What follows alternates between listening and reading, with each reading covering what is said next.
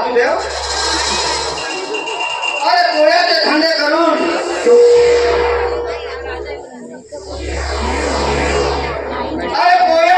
करून अर्धा अर्धा नफा मिळतोय अरे पोळ्याचा धंदा करून तुला अर्धा नफा मिळेल आणि तुझा चहाचा धंदा हा तुझ्या घर बसल्या पेशल पडेल आणि तुझी हे चहाची विक्री मागे पडेल आणि म्हणजे तुझ्या कुटुंबाला काही अडचण येणार नाही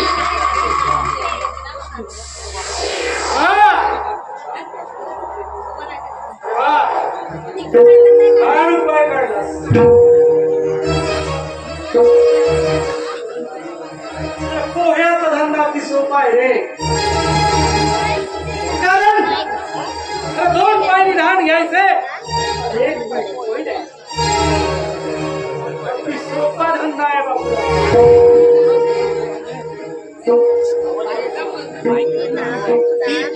अरे हे कुणालाही जमू शकत बाबूराव आणि एक तर सांगतोय आपण कोणत्या धंद्याशिवाय तर पोट जगू शकत नाही हे बरोबर आहे म्हणा कोणता तरी धंदा करावाच लागतो माणसाला धंदा काढला आहे ना एक पाणी पोहे घेऊन 2 पाणी धावून आता बरोबर बोलली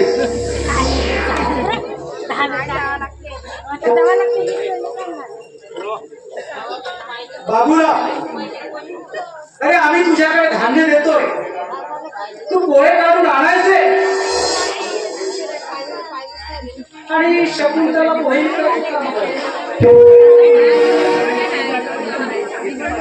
तसा तर मी पोहे काढून आणलो असतो रे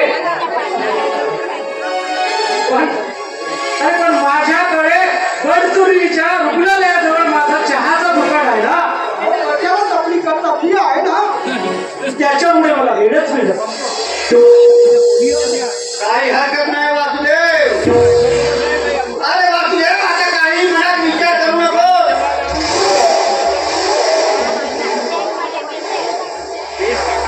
अरे वासुदेव ही मी पाहिलं अरे बघ आता कसे पोहे काढतो बरं वासुदेव निघतो मी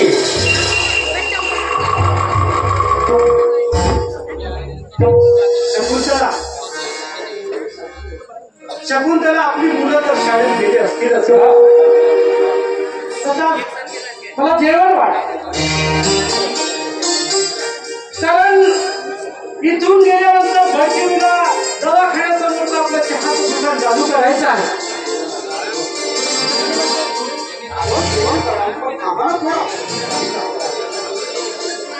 पाणी संपलं आहे तू थोडं पाणी घेऊन येते लवकर घेऊया आपण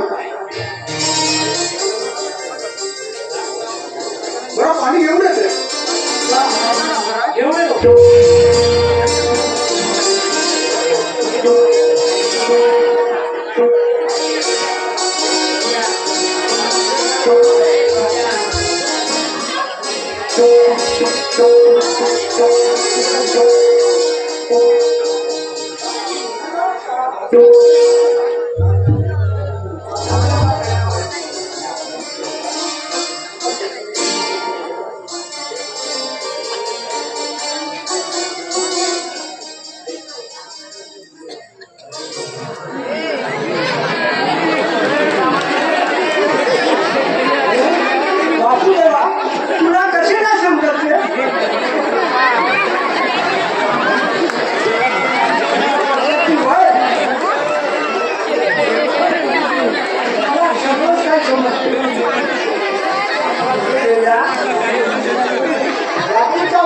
आणि मानली हे महाप्रलय आहे हे कोणाला साथ दिली नाही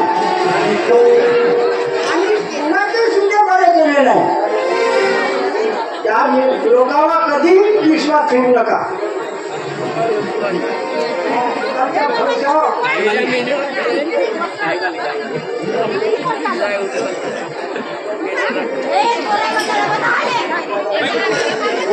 या जातीचे लोक आमचे तुला भाषा पाळल्याशिवाय राहणार नाही.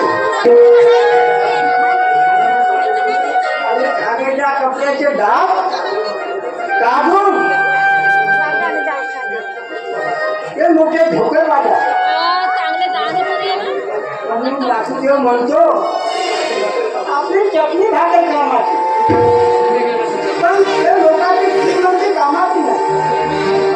त्यासाठी वासुदेवा तुला मी सांगते, शकुंतलाला पोळ्याचा धंदा करून देऊ नको. आई तू वेडी आहेस. आम्हाला काय करायचं? बाबूरावला पोहे काढून आणून दिले म्हणजे झालं.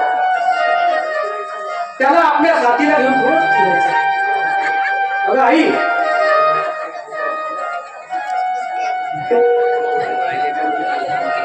आम्हा दोघांची कमाई घरी आल्यानंतर तुम्हाला आणि माझ्या मुलाबाळांना खाण्यापिण्याची काही अडचण भासणार नाही. अरे विचार कर थोडा. मान म्हणजे काही काही कचरा नाही. अरे तुला जन्म देऊन तुझी आई आहे. मनात काहीतरी विचार कर. अरे बाबूरावची नजर वेगळी आहे. आई, मी तुला सांगते ना, तू मुळी चिंता करू नको म्हणून. तुला काय करायचं? वासुदेवा जीव फुकते ना तुझ्यावर, कारण मी जन्म देऊन शक्ती आई आहे.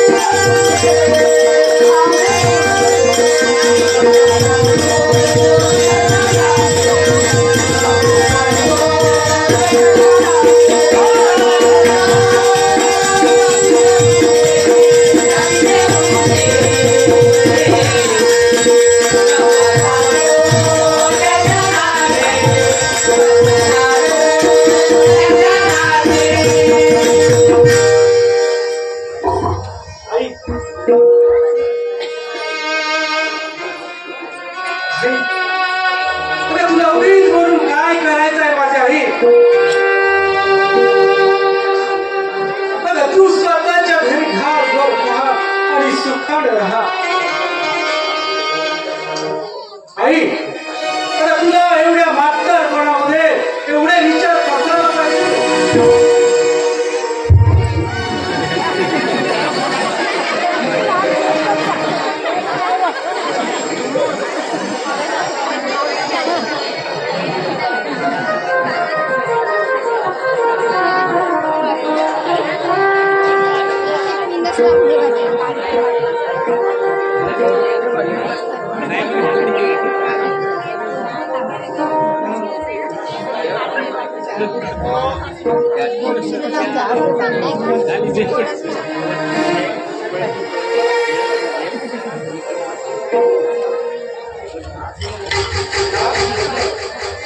चला पाणी वगैरे आणले मी जरा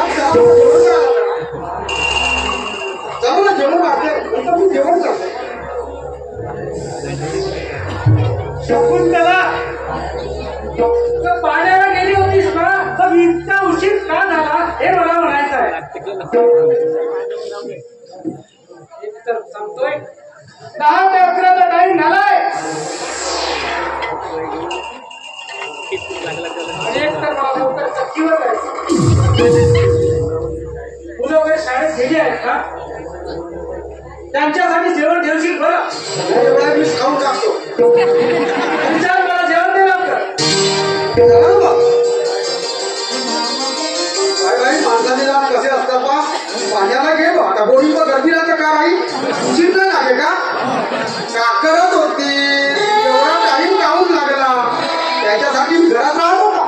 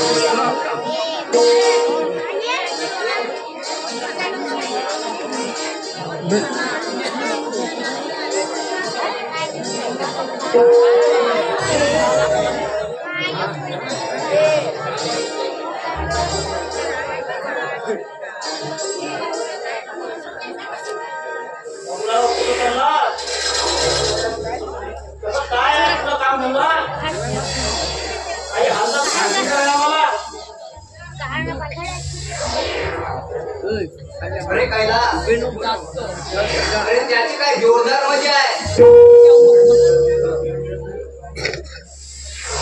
अरे आम्हाला फोडणीसाठी सोयाबीनचा तेल मिळत नाही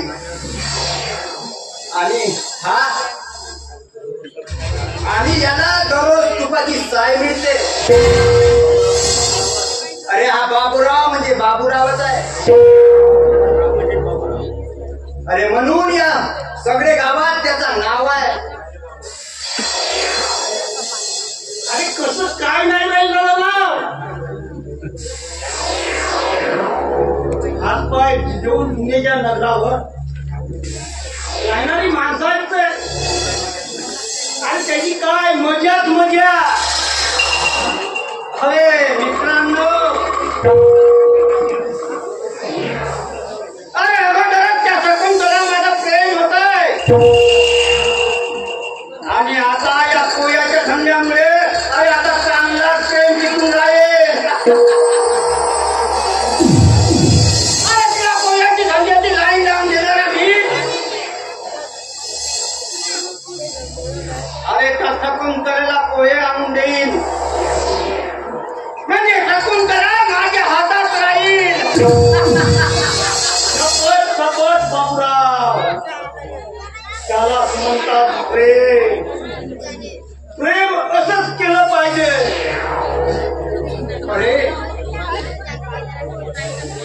अरे हे तुझ्यासारख्याच्या कपड्याला प्रेस मारून देणारे वरटी. अरे कपडेही चोपडे असतात आणि मारणाराही चोपडाच असतो.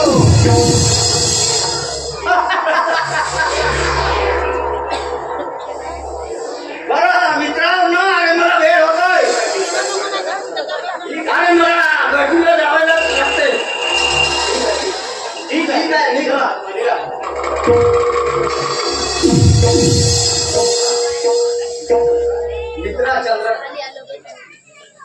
मित्रा चंद्रका